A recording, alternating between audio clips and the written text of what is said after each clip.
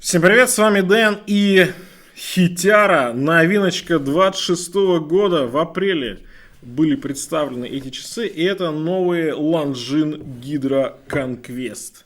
Давайте смотреть, давайте знакомиться.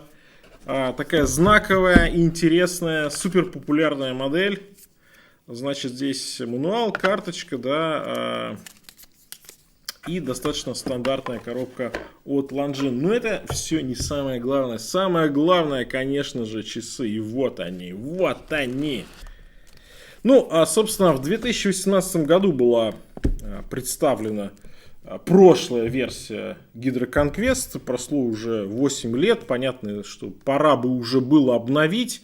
И вот как раз в 26 году обновили. А в 23 году еще добавляли туда GMT. И сейчас 14 моделей по 7 вариантов в корпусах 39 и 42 миллиметра.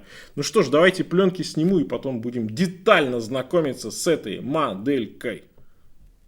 Ну что же, я часы распаковал и честно скажу вам сразу, это, наверное, первая Hydra от Longines, которая мне понравилась. Она выглядит симпатично. Здесь, конечно, нет чего-то такого прогрессивного, уникального, наверное, да, в плане дизайна, но аккуратно, симпатично, достаточно свежо, ненавязчиво и приятно. У меня здесь корпус 42 миллиметра. Темно-синий безель, темно-синий циферблат. И, наверное, это такое самое популярное цветовое сочетание. Плюс на браслете, который Longines называет H-Link.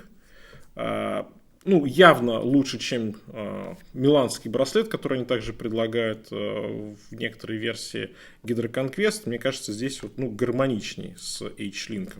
Ну что ж, значит, 42 миллиметра. И давайте сразу посмотрим по размерам. Значит, давайте глянем, что у нас по безелю.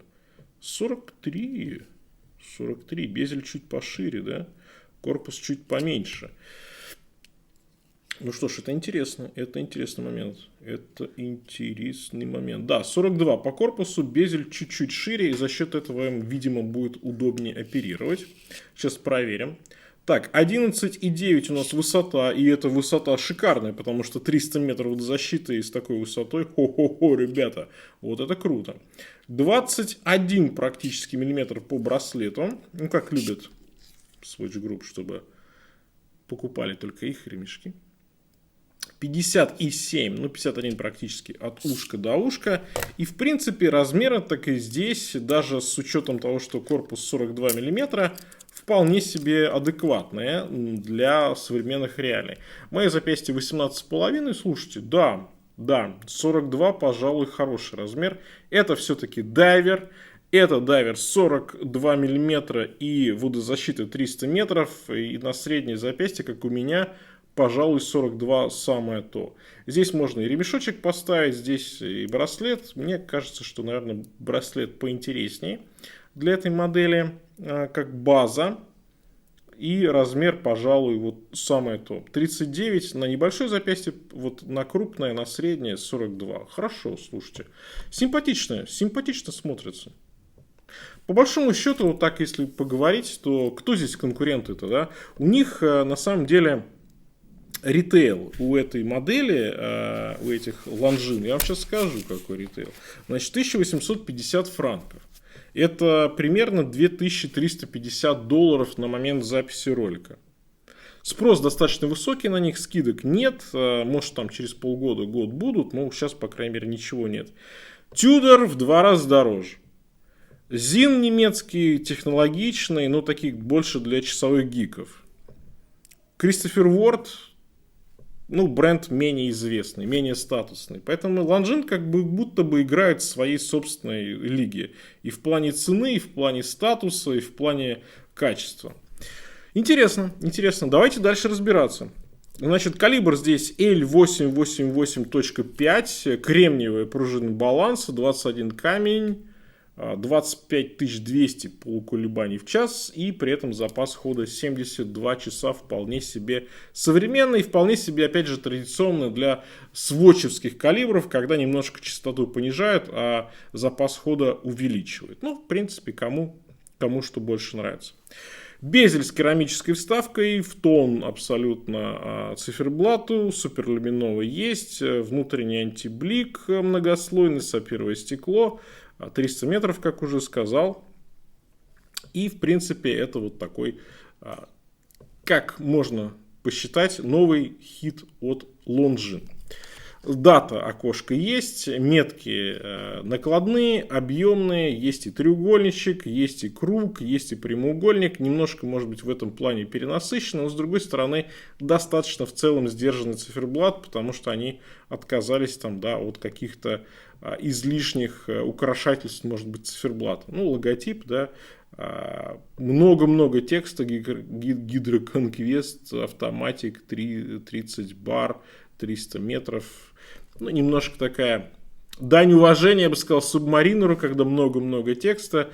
А так, в целом, мне нравятся стрелки, мне нравится вот эта вот часовая стрелка, ромбовидная, очень интересная. Ну, в плане геометрической фигуры, наверное, здесь перебор по циферблату. С другой стороны, вот когда смотришь на него так вживую, да, вроде бы и не перебор. Вроде бы и интересно. Может быть, здесь кружки как-то немножко излишне, особенно в противовес даты. Она квадратная, здесь 6-9 это круг, ромб, треугольник, прямоугольник. Ну, в общем, для старших классов геометрии, наверное, самое то будет. Но это я так, шучу. Мне нравится, мне дизайн понравился, мне кажется, вполне себе очень зрелые, хорошие, взрослые часы. И как бы вот такой вот, я бы сказал, забегая, может быть, вперед, у нас по большому счету есть что? Вот если брать массовые бренды, массовые топ-бренды, это что?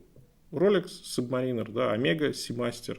Дальше у нас Tudor, Black Bay там, или Pelagos, кому что больше нравится. Ну и глобально вот Longines. Так, по весу 181 грамм.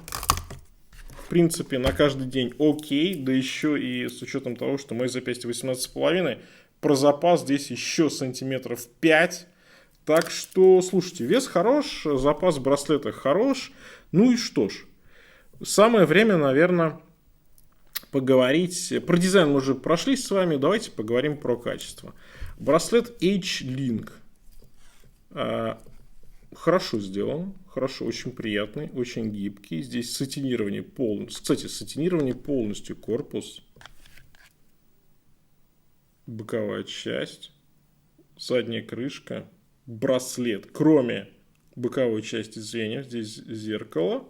Все остальное сатинирование. И по безелю есть небольшие такие элементы, опять же, полировки в зеркало. Ну и заводная головка. Все остальное очень сдержано. За счет этого эффекта, знаете, вот такого излишнего шика здесь нет. Ну, керамика добавляет. Зеркальная полировка стрелок, меток и немножко по безелю. Все. Вот, кстати, в этом плане вот такое очень правильное, очень сдержанное сочетание по именно полировке в этих часах. Мне нравится. В этом прям плюсик. Ушки, корпус сделан аккуратно. Может быть, знаете, для апологетов мягких граней, чуть-чуть, может быть, задняя часть корпуса может рисковато. Может быть, чуть-чуть браслет с нижней части рисковат. Но, на мой вкус, все окей. Но, опять же, у людей бывают разные взгляды. Застежка у нас на двух кнопках. Тоже здесь есть немножко шика элементы. Да, чуть-чуть зеркальной полировки. И есть подстройка по браслету. Кнопочка, на кнопочку нажимаем. И примерно где-то до сантиметра можно поднастроить браслет под себя. Удобно, современно. Многие сейчас так уже делают. Хорошо, что Longines вот такую же систему предлагает. Это хорошо, это правильно. Нет системы быстрой замены браслета. Вот этого я бы ждал в часах за такую цену. Это было бы правильно, потому что ну, здесь вот летом хочется, может быть, что-то яркого такого, сочного. Может быть, просто белый каучуковый ремешок к ним поставить, вот и все. Ну вот как бы системы нет. Ну, браслет, понятное дело, классный, так что здесь говорить, наверное, нечем. Кстати, обязательно напишите в комментариях, если вы хотите, чтобы я сделал сравнение, например, Тюдора, Longines и, допустим, как вот многие писали, давай, Дэн, здесь сравни еще и с Сан-Мартином. Longines, Tudor, Сан-Мартин, 3 разные ценовые категории, 3 разных бренда. Собственно, почему бы нет, качества полировки той же самой можно вполне себе посмотреть. Так что напишите обязательно в комментариях. Ну, а мы с вами переходим к макро. Отличный безель. Четкий, уверенный. Идет достаточно легко. И при этом удобно пользоваться, потому что безель чуточку шире, чем корпус. Ну, это прям хорошо. Ну что ж, вот у нас безель, керамическая вставка, объемные метки, полировка в зеркало на стрелках.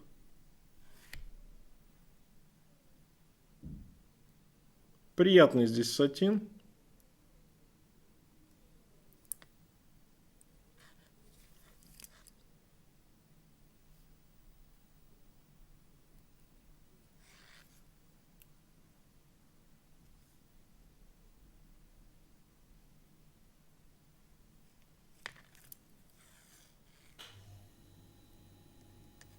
Слушайте, ну, завершая обзор, приятная модель, мне нравится она, вот как она чувствуется, как она сделана, хорошо сделана, здесь отличные характеристики, здесь высокое качество исполнения, здесь бренд, опять же, Longines, и мне нравится, как именно дизайн циферблата и корпуса. Пожалуй, это тот вот именно дайвер летний, который мне бы хотелось в том числе, да, летом носить. Приятно, красиво, хорошо. И, наверное, все-таки 39 для них было бы маловато. Достаточно такие рубленые грани по корпусу, по браслету. Дизайн такой крупный, маскулинный, мужской. 39 мало, 42 в самое то. Если у вас среднее или крупное запястье, то модель вполне себе можно рассмотреть. И, как мне кажется, конкурентов у этих часов довольно-таки мало, поэтому у него у этой модели именно в своем ценовом сегменте ну, такое удобное расположение. Да? В общем, не слишком дорого и не слишком дешево. Прям удобненько.